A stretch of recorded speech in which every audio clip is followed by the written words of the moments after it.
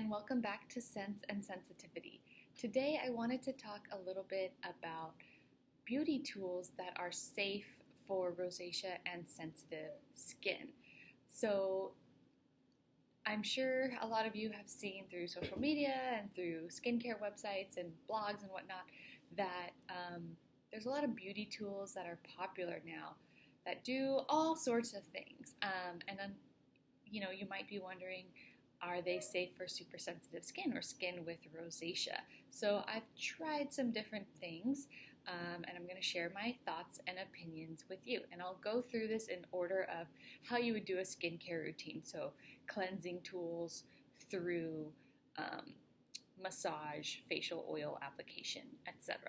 So cleansing, let's start with cleansing. A big thing is oil cleansing or cream cleansing with a cloth.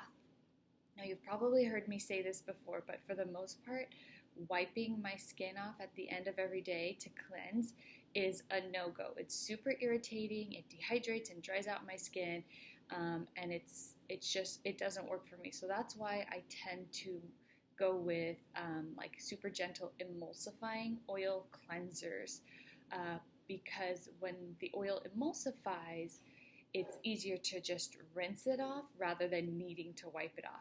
Now, I understand that with wipe-off cleansers, you might get more moisturization, but for me, the trade-off isn't sufficient because the irritation from wiping off or the cleanser necessitating wiping off every time you cleanse is just not functional for my skin.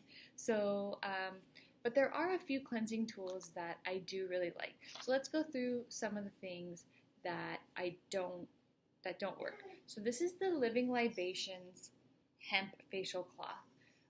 This is touted on their website as super gentle, able to be used by all people, including babies. In my opinion, way too rough. Would not ever use this on my face. Okay, then we have the the Jordan Samuel Skin double-sided microfiber face cloth. This is a little bit stained because I use it for a different purpose now. But again, these are supposed to be super gentle, but microfiber is 100% no for me. Never, never, never. The first time I used this, my skin was so irritated. I could just feel it like turn prickly right away. And I've tried other microfiber face cloths since then. I know there's even like a microfiber disc that supposedly removes all your makeup. I would not try that personally. If you try it and it works for you, awesome. If you're curious about it but unsure, I would maybe steer clear because in my experience, microfiber is very irritating, and I have heard that from other people as well. So I use this to polish stainless steel now, and it does a great job. Okay, and then of course just a normal washcloth. No, way too rough. So there is one washcloth that I have tried that I really, really like. I have spoken about it before. It's called Ikuchi Organic. I believe it's Japanese, and this is a very finely woven, very soft washcloth, and they come in different colors. They're pretty expensive. I think this is $10 for one. I still wouldn't use this to cleanse my face every day, but I will occasionally use this to run really around like the corners of my nose or through my eyebrows if I have a little bit of extra makeup on, and it's non-irritating, and very occasionally I'll gently, with applying no pressure at all, gently wipe away a cleanser, and it's very, very good. Does not irritate me, although I do think with continued use, this might be irritating. But Ikuchi Organic, I really, really like this washcloth for occasional use. Now, there's also sponges. So this is a cognac sponge, and this one is for your body, but I've had the ones for my face as well.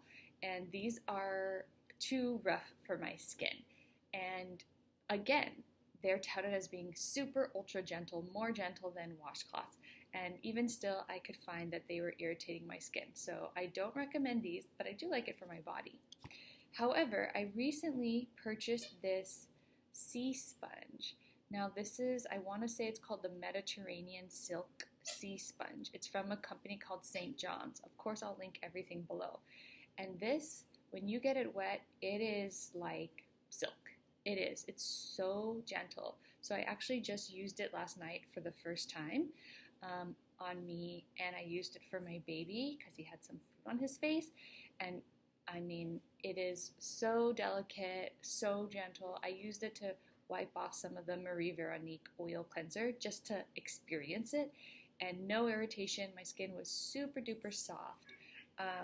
So again, I'm still not going to use any sort of product to wipe clean my face every day because I believe that that's irritating for my skin, but this is the most gentle option I have found yet. So if you're interested in something to help wipe away a cleanser or super gentle exfoliation or getting into the nooks and crannies, I think this might be your best bet, or the Ikuchi face cloth. Okay, so after cleansing, toning. I have purchased these reusable rounds, and this is not the first brand. I bought one off of Amazon, and I did not like them. They had a terry cloth fabric feel, and again, the terry cloth is like a washcloth, and it's got little rough nubs.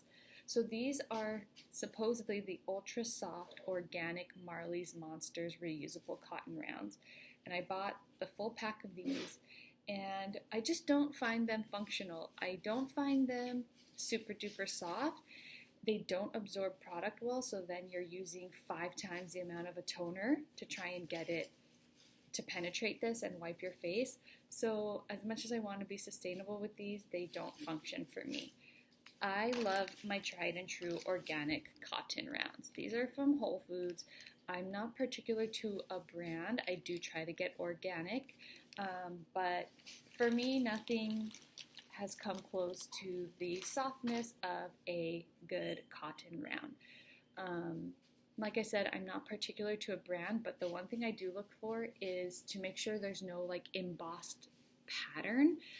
Sometimes it'll even say like exfoliating or something like that on the package.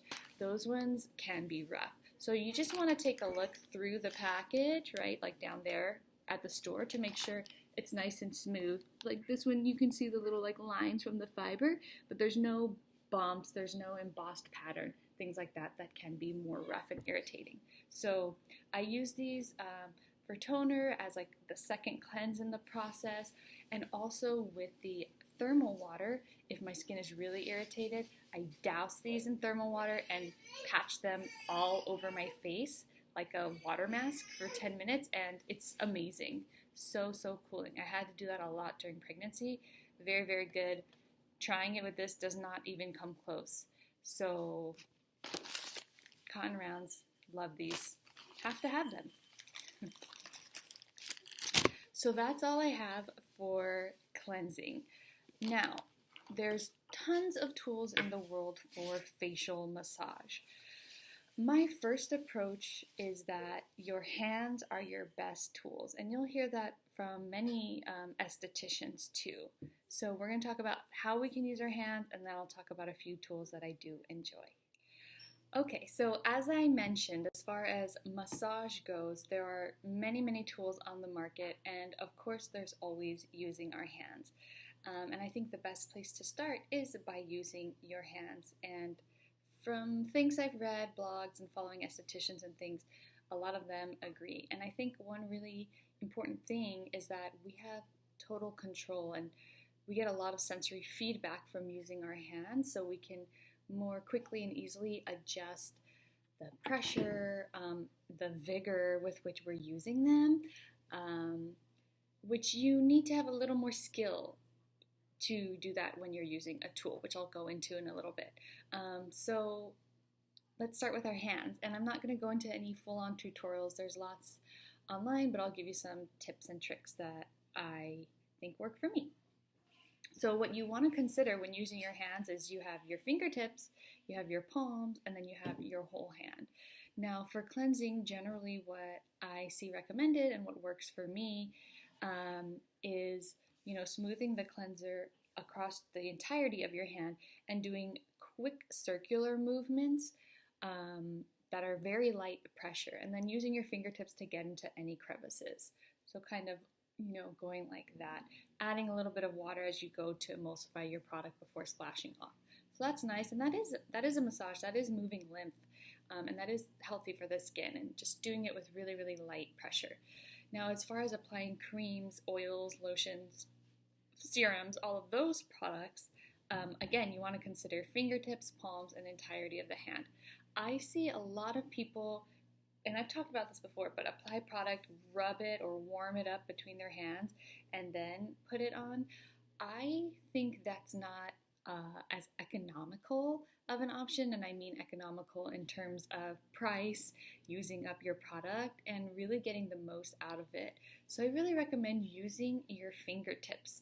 That way you're not applying the product and spreading it across your hand, which means there's less of it to be administered onto the face. So if you put the drops on your fingertips and then either spread it or pat it into your skin, you can use less product because more of it is going directly onto the skin you want it to be applied to, which is your face, your neck, whatever, rather than giving your hands a lovely treatment. So that's one thing to think about. And then as far as application, again, you can do super gentle circular movements with your fingertips, or pressing, press and roll, moving upwards, moving outwards. There's all kinds of things out there, and for that, I would just suggest a little bit of trial and error and always starting with light pressure.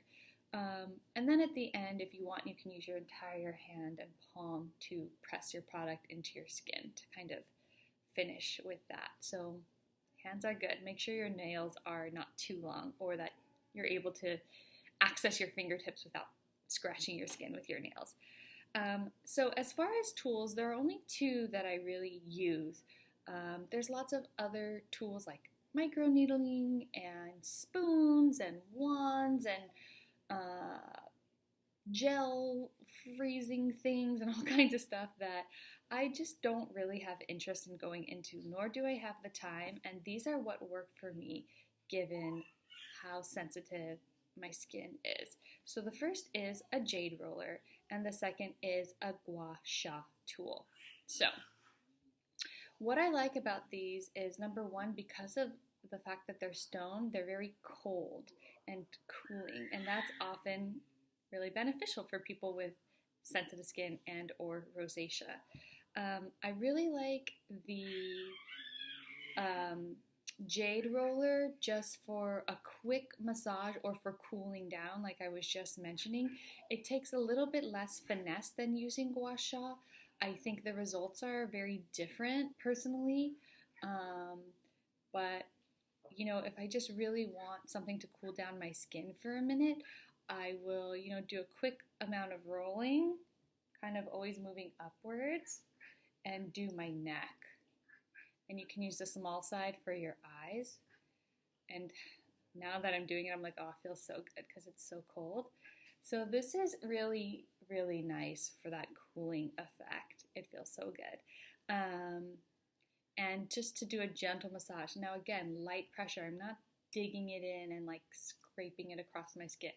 I'm ever so lightly just rolling it, and that helps get that cooling effect. And it does, that's my baby, it does move the lymph and help with circulation, but it's not overly stimulating. This one is by Herbivore. There's lots of good ones out there. I would just be careful to make sure you're getting actual stone. So personally, I would be wary of buying one on Amazon or something like that, unless you are really sure that it's actual jade or actual amethyst or whatever stone you want to get. But they're relatively affordable even at Sephora or online at another distributor like the actual Herbivore website. So that's the Jade roller. I never get irritation from this. Again, that cooling really helps. And if you do one side and then it gets warm, just run it under cold water for a minute, dry it off, and then it'll be cold again and you can do the other side. And that is majorly awesome. Now the other tool that I really like is Gua Sha. This is a really cool stone by a brand called Cecily Braden that I will link below. There's lots of different shapes and sizes of Gua Sha tools. And now gua sha historically is a medicinal treatment originated from China that's about pulling out the heat from the skin. And so when it was actually used more as like a body treatment, it is a scraping, and you often get red marks that come up, and they say that's part of the healing process. Now that's been adapted for facial gua sha because of course nobody, even people with really sturdy skin, aren't going to be scraping and getting red patches on their skin. That's not what we want. So it's been adapted to be much more gentle for facial skin. However, I will say it is still considered a more stimulating massage tool. So a person with sensitive skin or rosacea needs to be careful. I'm going to link a bunch of tutorials down below that I find very useful, but here are some of my tips for using gua sha. Start with your neck. If you're worried about doing your face at all, just start with the neck. That alone is going to really help move the lymph and encourage circulation and help with your muscle tightness and tension, and all of that plays into skin health. So, you start by going up, and usually they tell you to kind of like jiggle it at the end. And I'm using a light to medium pressure here. And you can go all the way around through your traps, up the back, both sides. And you can just do that, and that's it. And then you can go down. Generally what's recommended is like an odd number of times. So you want to do it like 1, 3, 5, 7 times in a row in the same spot before moving on. And you move upwards, and then at the end you move it all back downwards. And I'll go into my clavicle chest area as well. So that's really nice. If you want to investigate on your face, you can start by going under the chin, pulling out and up, and then the area I work on the most is my jaw because I have jaw issues, overbuilt muscles and things like that. So I'll do my neck, and then I'll really focus on my jaw. And I do it slower than what I'm showing you right now, but I'll do one side, and I'll apply medium pressure here because I can handle it, and it doesn't make my skin red. I'll go into the masseter area here, back here, which really helps me with my jaw. So this is really therapeutic because of that jaw pain I have. So I'll do that 3, 5, 7 times.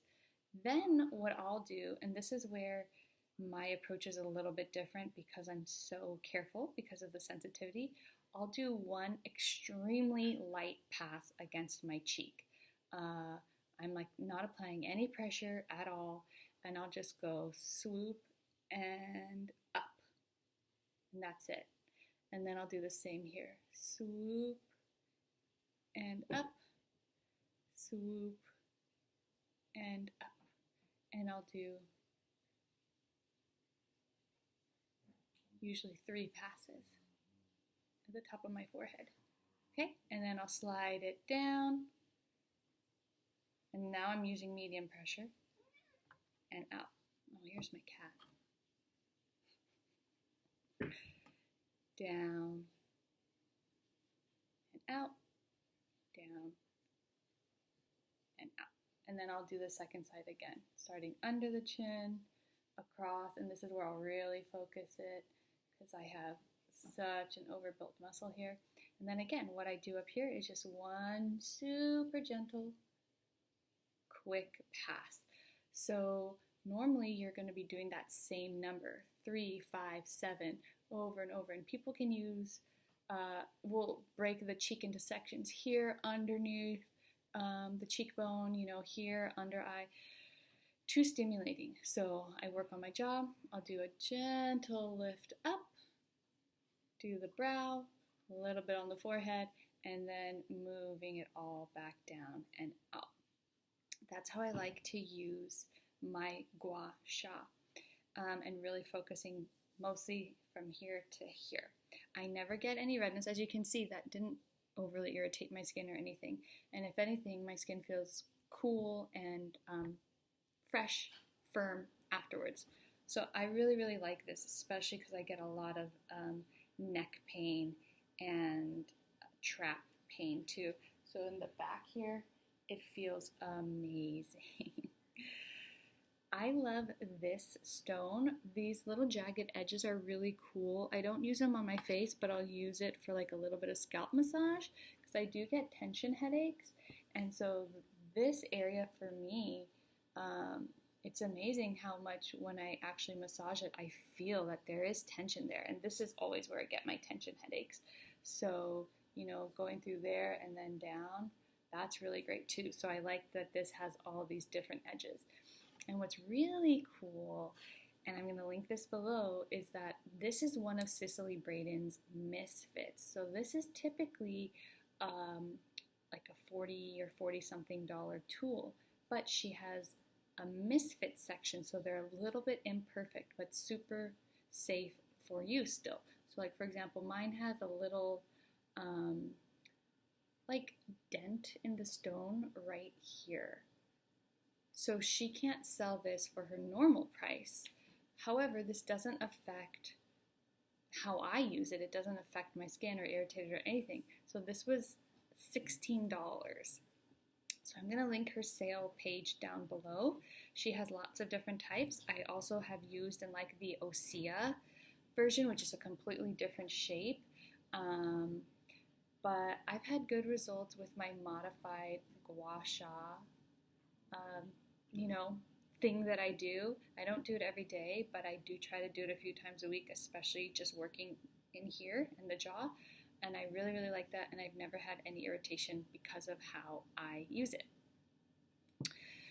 So, like I said, I'm going to link everything below. I'm going to link all these tutorials so you can get a lot of good information from experts about how to approach these practices if you're interested in using them. But this is just my take on them and what's worked for me with wanting to incorporate some of these into my routine.